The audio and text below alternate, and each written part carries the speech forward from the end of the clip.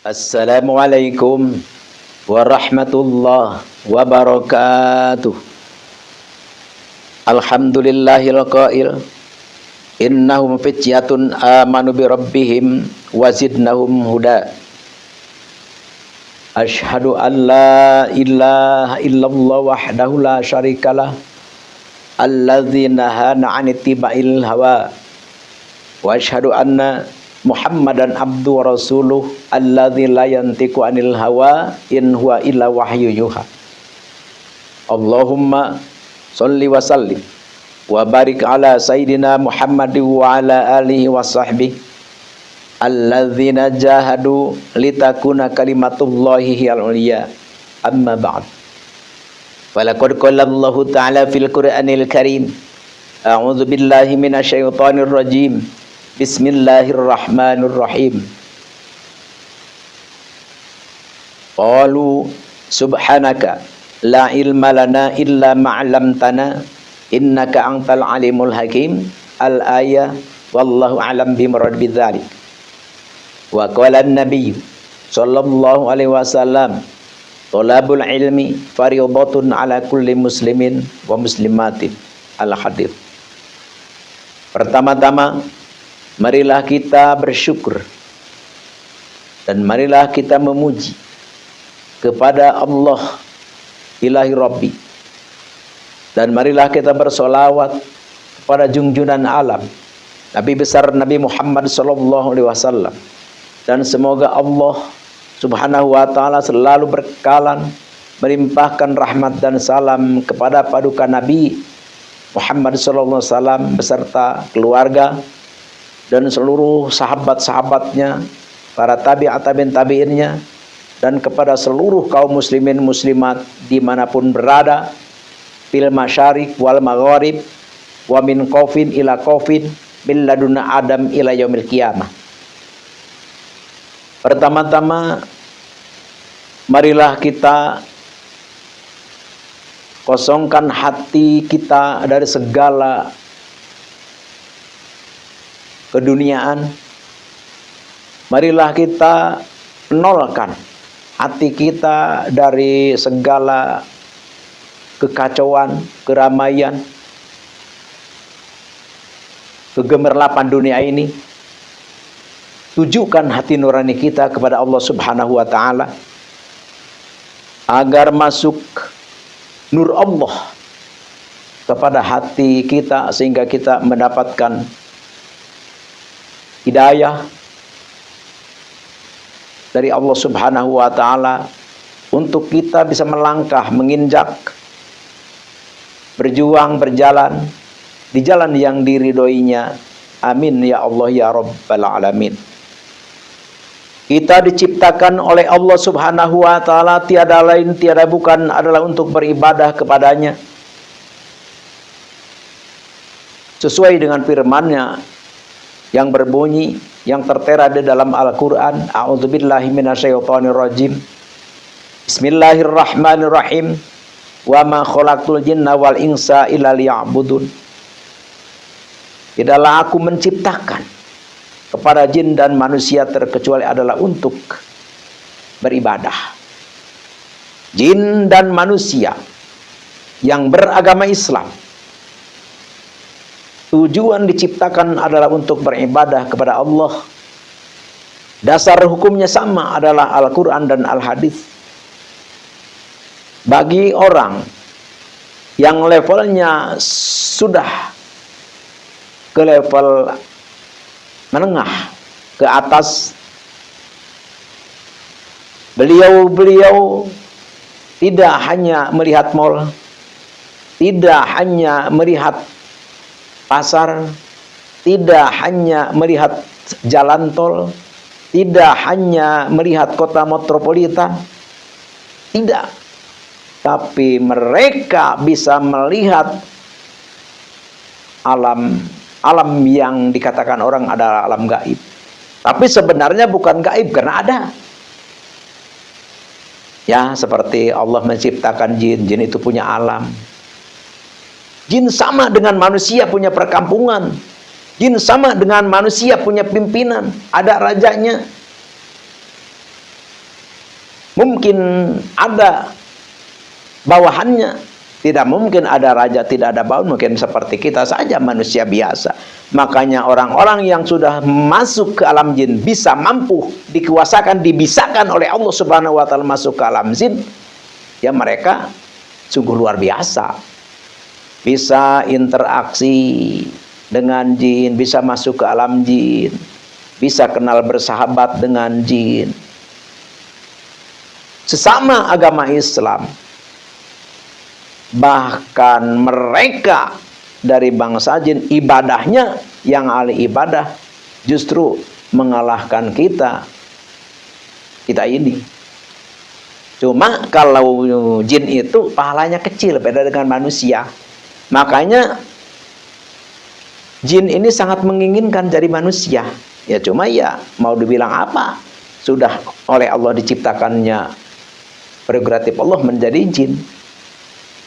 Mereka mengabdi sama, bahkan ada dari kalangan jin juga yang berpangkat waliullah, waliun min auliyaillah, seperti manusia. Cuma pahala bangsa jin itu dibanding dengan pahala manusia ini jauh. Makanya setoat-toatnya bangsa jin, seahli maksiat-maksiatnya manusia, masih mulia manusia. Makanya walaqad karramna bani Adam. Jadi Allah benar-benar memuliakan jin. Dengan malaikat pun masih mulia manusia. Dengan jin juga masih mulia manusia. Oleh karena itu kemuliaan yang diberikan, kemuliaan yang diciptakan, kemuliaan yang diserahkan oleh Allah kepada kita, ayo kita syukuri. Kita syukuri, kita terima dengan senang hati, pergunakan untuk kita mengabdi kepada Allah Subhanahu wa taala. Makanya kalau kita sudah pernah bertemu dengan jin, ya misalkan kita mengamalkan ayat kursi ya dengan kaifiat yang tertentu, misalkan mengamalkan surat An-Nas dengan peraturan kaifiat yang tertentu, atau misalkan mengamalkan sholawat atau mengamalkan ayat-ayat Al-Quran yang lain dengan kaifiat yang tertentu, yang ada guru tentunya, maka bisa ketemu, bisa masuk ke alam jin. Ya seperti itulah. Walaupun kita orang seperti ini, kalau kita masuk ke alam jin, jin itu kepada kita nyebutnya waliullah. Subhanallah. Ini adalah suatu anugerah. Ini adalah satu kemuliaan yang diberikan oleh Allah kepada kita. Jangan kita sia-siakan. Ya, kita udah diciptakan oleh manusia yang sangat mulia oleh Allah. Justru kelakuan kita malah kelakuan hewan. Apa? Ya, kita suka berzina, kita suka mencuri, kita suka menipu, kita suka mengadu domba, kita suka memfitnah, kita suka merendahkan orang, menghinakan orang, kita suka memprovokasi orang, kita suka memecah belah orang. Naudzubillahi min dzalik. Allah memberi kemuliaan kepada kita, tapi kita tidak terima kemuliaan itu. Kita tidak syukuri kemuliaan itu. Naudzubillahi min dzalik. Karena yang disamakan mensyukuri nikmat itu adalah dipergunakan nikmat itu adalah untuk ibadah kepada Allah Subhanahu wa taala. Kita diciptakan oleh Allah sebagai makhluk yang mulia. Dengan kemuliaan itu ayo kita pergunakan untuk kemuliaan. Apa? Ibadah, menyatukan umat, menuntun umat, merangkul umat. Jangan sebaliknya. Justru kita diberi ilmu oleh Allah, diberi pengalaman oleh Allah, diberi kehebatan, kekuatan oleh Allah, bukan kita untuk disyukuri, malah kita dikufuri. Dikufuri seperti apa? Dipergunakan bukan kebaikan. Tuh, yang namanya syukur itu dipergunakan untuk kebaikan, syukur. Kalau dipergunakan untuk sebaliknya itu namanya kufur. Kufur nikmat namanya. Jadi itu kan nikmat dari Allah. Kita diberi ilmu oleh Allah, kita diberi pengalaman Allah, diberi kekuasaan oleh Allah, diberi wawasan oleh Allah. diberi daya pikir yang luas oleh Allah, pergunakan untuk kebaikan. Itu namanya mensyukuri. Tapi kalau kita diberi ilmu oleh Allah, diberi wawasan oleh Allah, diberi pengalaman oleh Allah, tapi kita malah memprovokasi, malah kita berorasi, malah kita berusaha untuk memecahkan umat supaya mengikuti kita, supaya keluar dari orang lain. Na'udzubillahi min dzalik. Jadi kita ini tidak mensyukuri nikmat, malah kita mengkufuri nikmat. Terus harus apa? Ya bersatu saja kita. Bersatu saja. Ya kita jangan bergerombol-gerombol lah. Istilahnya sekarang ya. Sekarang lagi ada polemik nasab. Jadi jangan ada misalkan kubu Kiai Imaduddin Usman Al-Bantani, terus kubu Habib Ba'alawi, jangan ada.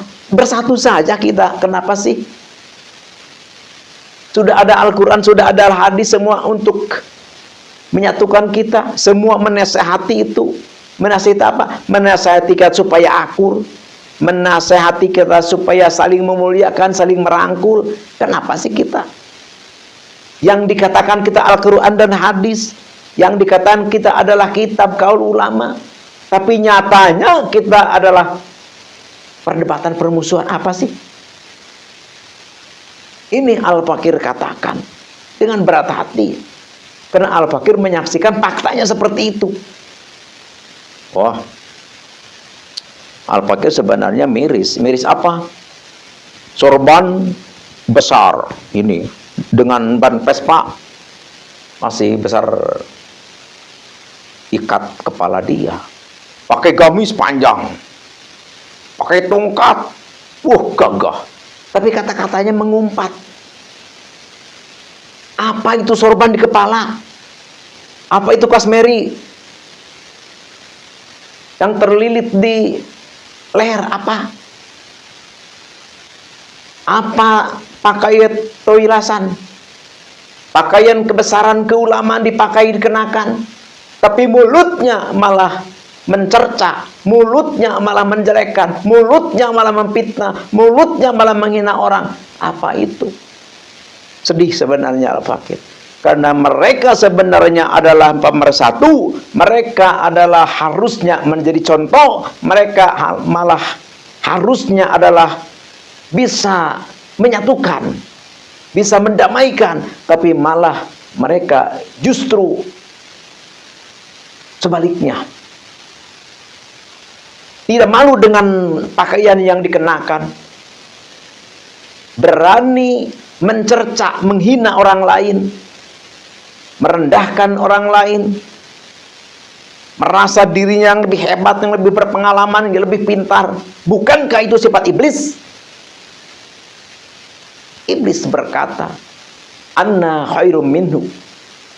Aku lebih sempurna daripada Adam. Kita juga seperti itu. Saya lebih hebat, lebih sempurna daripada Ki Imaduddin. Makanya nyebutnya juga si Imad. Orang yang baru nengtet, belum tahu apa-apa. Kenapa harus berbicara seperti itu? Kenapa kalau bicara seperti ini, misalkan sekarang ada kiai dari Banten, namanya Kiai Haji Imaduddin Usman Al-Bantani. Dia menelusuri nasab Habib Ba'alawi. Ya, semoga saja kita doakan, kalau saja dia itu salah, semoga oleh Allah dia itu diberi petunjuk. Dan kalau saja dia benar, ya semoga kita diberi petunjuk. Semoga Allah memberi rahmat, semoga Allah memberi rahmat kepada kita semua.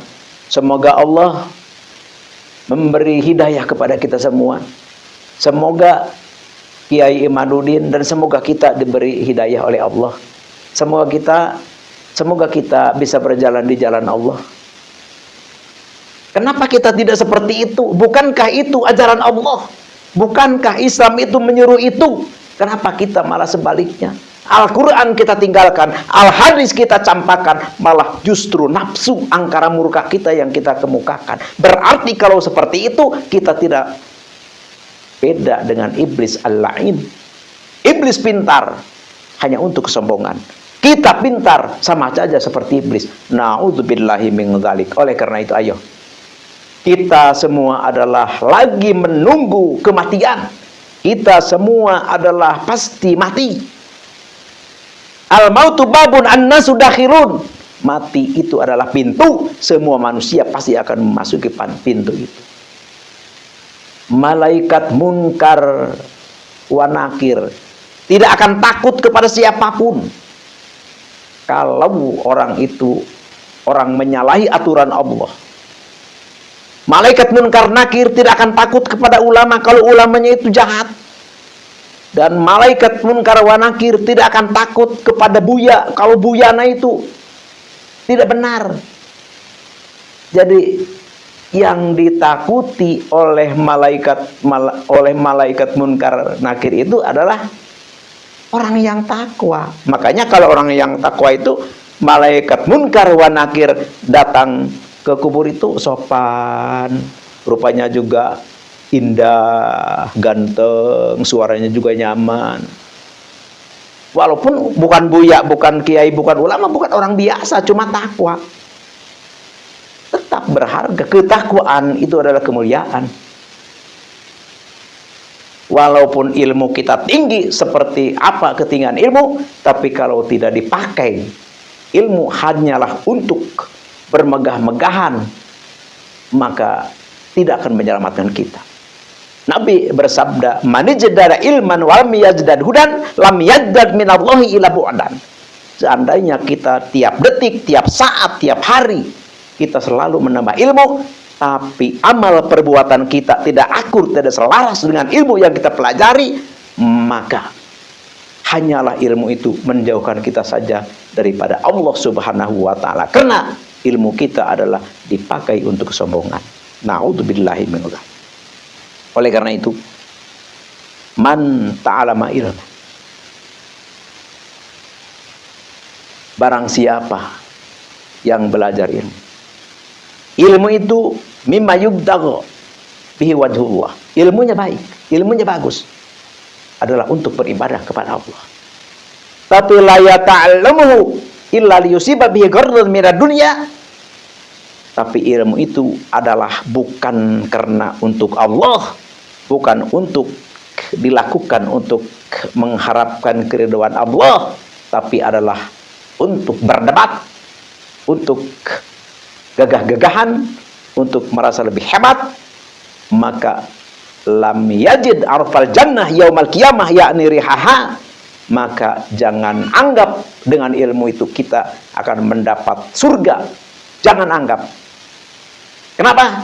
Jangankan surga, baunya, wanginya surga pun kita tidak akan menciumnya. Na'udzubillahi min dzalik. Oleh karena itu, bagi orang yang dianugerahi oleh Allah ilmu, ayo, itu adalah suatu kemuliaan. Pakai ilmu itu sebelum kita mati, sebelum kita menyesal. Dan orang yang belum dianugerahi ilmu oleh Allah, ayo belajar. Karena orang yang sangat menderita, yang dahsyat nanti di yaumul qiyamah, kerugiannya adalah orang yang ada kesempatan untuk belajar ilmu tapi tidak belajar. Dan begitu pula orang yang punya ilmu tapi tetap kelakuannya gunjing menggunjing, hina menghina, merasa gagah, merasa hebat, menghinakan orang lain, tetap walaupun dia punya ilmu, tetap dia disiksa oleh Allah nanti di yaumul qiyamah sebelum Allah itu menciptakan penyembah berhala. Na'udzubillahi min dzalik. Ini keterangan semua pada tahu. Pada tahu. Tapi itulah kepiawaian iblis, itulah kehebatan iblis, itulah kepandaian iblis untuk membelokkan kita. Na'udzubillahi min dzalik. Oleh karena itu, ayo kita beristighfar, ayo kita merintih menangis kepada Allah, ayo kita bersatu. Karena Islam itu adalah saudara. Islam itu adalah seperti satu bangunan. Siapapun itu adalah, jangan sampai kita merasa iri hati. Ada saudara kita jadi lurah, kita sakit hati karena kita jadi RT. Jangan. Tetap lurah pun kalau nggak ada RT repot. Sekarang ada saudara kita jadi presiden, kita malah jadi bupati. Jangan iri. Kenapa? Presiden juga kalau nggak ada bupati tetap repot. Jadi semua kita saling membantu, semua kita saling mendukung. Saling mendukung. Seperti kita makan, ada sendok, ada piring, ada tampan, ada gelas, itu semua sama butuh. Coba kalau kita makan, misalkan ada tempat nasi aja nggak ada tempat sayur, yang nggak jadi makan. Jadi apapun yang diberikan oleh Allah kepada kita, kita terima dengan senang hati, karena itulah yang terbaik bagi kita menurut Allah Subhanahu wa Ta'ala. Oleh karena itu, ini kita ya sekarang dengan adanya polemik nasab ini, kita sudah tahu, diberitahu oleh Kiai Haji Imaduddin Usman Al-Bantani. Beliau menelusuri, membaca berbagai macam kitab. Beliau mengumpulkan para ahli sejarah, beliau mengumpulkan para ahli genetik, beliau mengumpulkan bersatu dengan para ahli filolog, sehingga para ulama, para ahli genetik, para dokter, dan para ahli roh bersatu menelusuri tentang masalah nasab Habib Ba'alawi ini. Ternyata mereka adalah bukan keturunan Nabi, maka tidak ada alasan untuk kita tidak menerimanya. Kenapa tidak menerima? Ini kan sudah penelusuran yang benar-benar sah. Kenapa sah? Karena memang kalau manuskrip bisa aja dipalsukan karena itu buatan manusia. Kitab pun bisa dipalsukan karena itu adalah bikin manusia, tapi genetik tidak akan bisa dipalsukan karena itu adalah ciptaan Allah. Kita memeriksa darah ke dokter, kita memeriksa asam urat, kita memeriksa gula darah, kita memeriksa kolesterol, kita berobat ke dokter, itu udah positif. Termasuk tes DNA. Kenapa tes DNA diharamkan? Sedangkan keputusan Bahsul Masail NU di Benda Kerep bahwa tes DNA itu boleh. Bahkan ada keterangan di dalam kitab Ar-Rasail fi Ilmil Ansab, diterangkan di situ bahwa tes DNA itu adalah boleh. Kenapa? Untuk menjaga keturunan, jangan sampai ada penyusup, jangan sampai ada pemalsu nasab. Kenapa dulu berkoar harus tes DNA? Kenapa dulu berkoar harus tes DNA? Bahkan aku yang lebih dulu tes DNA, aku yang lebih dulu di tes DNA. Boleh tes DNA, aku yang lebih dulu, yang pertama untuk tes DNA. Tapi kenapa waktu diharuskan malah mengharamkan? Ini membingungkan umat manusia. Umat manusia awam perlu ikutan, jangan dibingungkan. Oleh karena itu, tes DNA itu adalah suatu solusi untuk memutuskan, untuk menyelesaikan polemik nasab ini. Kitab nggak ada, manuskrip nggak ada. Langkah solusi yang terbaik, yang tepat, yang cepat, yang akurat adalah tes DNA yang tidak bisa dipalsukan, yang tidak bisa diragukan, karena itu adalah ciptaan Allah Subhanahu wa Ta'ala. Beda dengan manuskrip, beda dengan kitab, bisa dibikin, bisa dipalsukan, walaupun sesulit apapun. Tapi kalau genetik tidak akan bisa dipalsukan, karena itu adalah ciptaan Allah Subhanahu wa Ta'ala. Sekarang bagi kita semua telah terang benderang bahwa Habib Ba'alawi itu adalah keturunan Nabi. Maka oleh karena itu, apa sikap kita? Ayo kita kembali kepada kitab Ar-Rasail. Di sini Syekh Sayyid Husain bin Haidar Al-Hashimi telah berkata, La yajuju bihalin ayas kuta alamun kari ilmi, maka tidak boleh kita diam setelah kita tahu bahwa Habib Ba'alawi itu adalah bukan keturunan Nabi. Tidak boleh diam kita. Diam apa? Maksudnya tidak memberitahu kepada orang, diam saja. Tahu kita, tidak memberitahu kepada orang, diam saja. Tidak boleh seperti itu. Kasih tahu lagi kepada orang lain. Ini kata Sayyid Husain bin Haidar Al-Hashimi di dalam kitabnya Ar-Rasail fi Ilmil Ansab. Kenapa kalau kita diam, tidak memberitahu kepada orang, tidak mempublikasikan kepada orang? Li'anna sukuta alal kadhibi fil ansab yakunu kal ikrar. Jadi diamnya kita, tidak mempublikasikan, tidak memberitahukan kepada orang, diamnya kita itu adalah kal ikrar, seperti kita mengakui atau menetapkan atau meyakini. Jadi fayakunu ahadal kadzibin. Jadi kita termasuk orang pembohong. Konsekuensinya watal hakuhu laknatullahi wa rasuluh, maka akan dikenakan laknat Allah dan Rasulnya kepada kita. Na'udzubillahi min dzalik. Jadi ini jangan salah paham, jangan suudzon, jangan salah sangka. Jadi kita menelusuri, memberitahukan kepada orang lain bahwa Habib Ba'alawi itu adalah bukan keturunan Nabi, bukan kebencian, bukan. Apa? Karena itu adalah dalam kesalahan.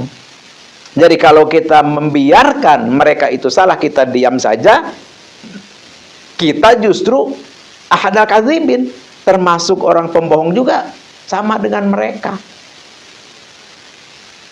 Tuh, kita dilaknat oleh Allah. Beritahukan kepada orang yang kenal dengan kita, yang dekat dengan kita, bahwa Habib Ba'alawi itu bukan keturunan Nabi. Kata siapa? Ya kata kitab. Kitab apa? Kitab Al-Iqlil, kitab Al-Janadi, kitab Ibnu Samuro, kitab Al-Hamadani, kitab Sajaratul Mubarakah,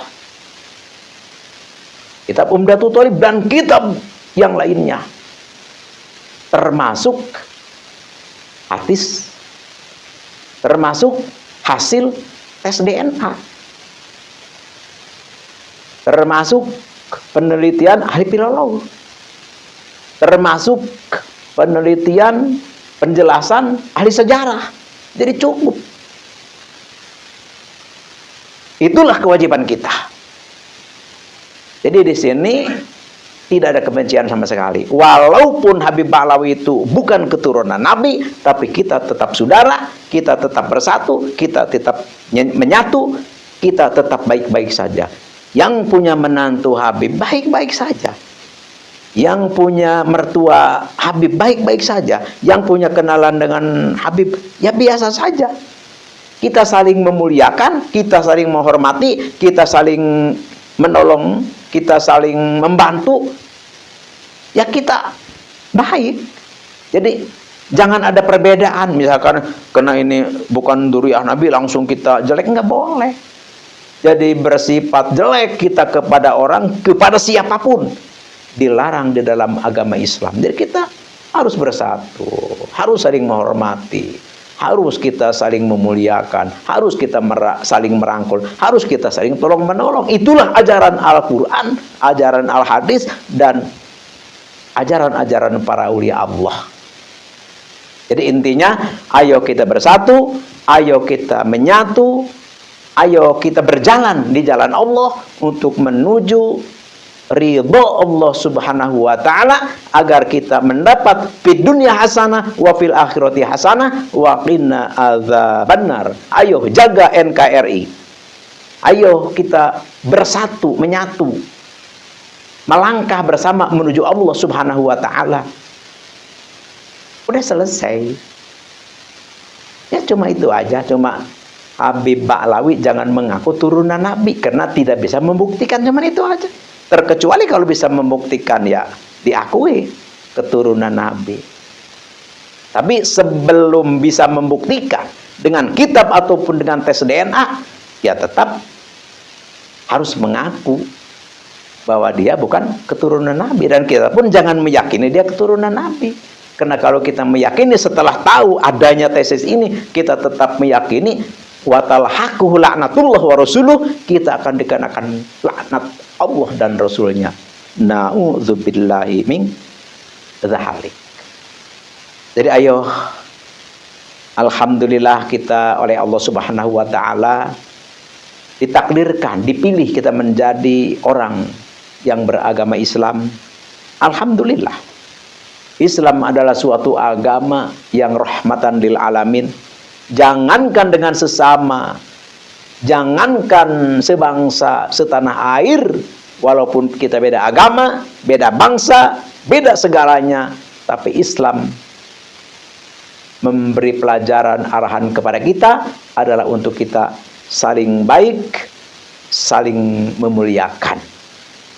Boleh kita bekerja kepada orang kafir, boleh ya, kita ini berkongsi dengan orang kafir, misalkan dalam perdagangan, boleh. Yang penting ideologi kita, agama kita jangan ditinggalkan.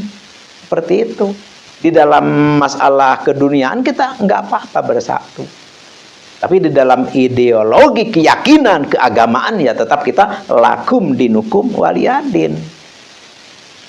Agamamu untukmu, agamaku untukku. Selesai. Ini Nusantara.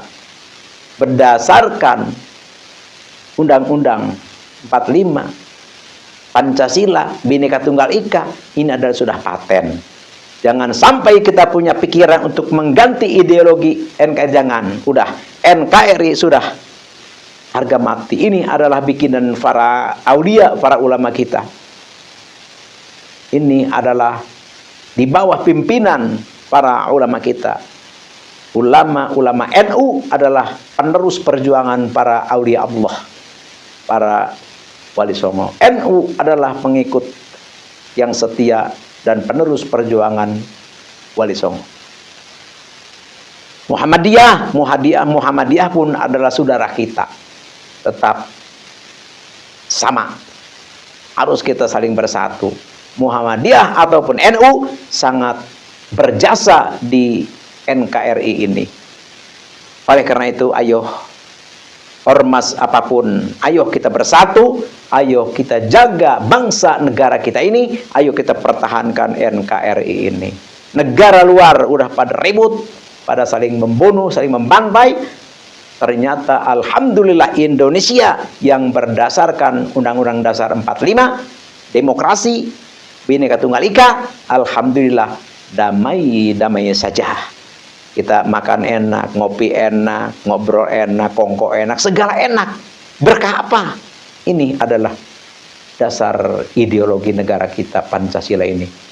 Luar biasa. Jadi jangan kita punya impian, punya pikiran ingin mengganti ideologi Pancasila ini dengan macam-macam, jangan. Karena ini sudah benar-benar paten. Dan tidak ada yang bertentangan dengan syariat. Justru ini adalah benar-benar intinya syariat. Seperti itu. Inilah yang Al-Fakir bisa bicarakan. Semoga bermanfaat dan semoga ini menjadi edukasi mau'idhah kepada kita semua. Ayo, kita berbeda silahkan, berbeda pendapat pun silahkan, tapi persatuan, kesatuan, saling hormat menghormati, saling memuliakan, ayo kita tegakkan. Jangan ada kita punya prasangka bahwa orang lain pemecah umat. Jangan ada kita kata-kata, ayo kita lawan mereka. Jangan ada, itu adalah namanya provokasi, pemecah bangsa, pemecah umat. Jangan. Ayo kita saling bersatu. Apapun ormas kita, apapun agama kita, apapun ideologi kita, ayo kita bersatu. Apapun status kita, ayo kita bersatu. Karena persatuan itu adalah sebuah kekuatan. Persatuan adalah kekuatan. Kalau kita punya kekuatan, pasti kita berada di dalam kemenangan. Sekian demikian, terima kasih. Al-afu minkum wabillahi taufiq wal hidayah. Wassalamualaikum warahmatullahi wabarakatuh.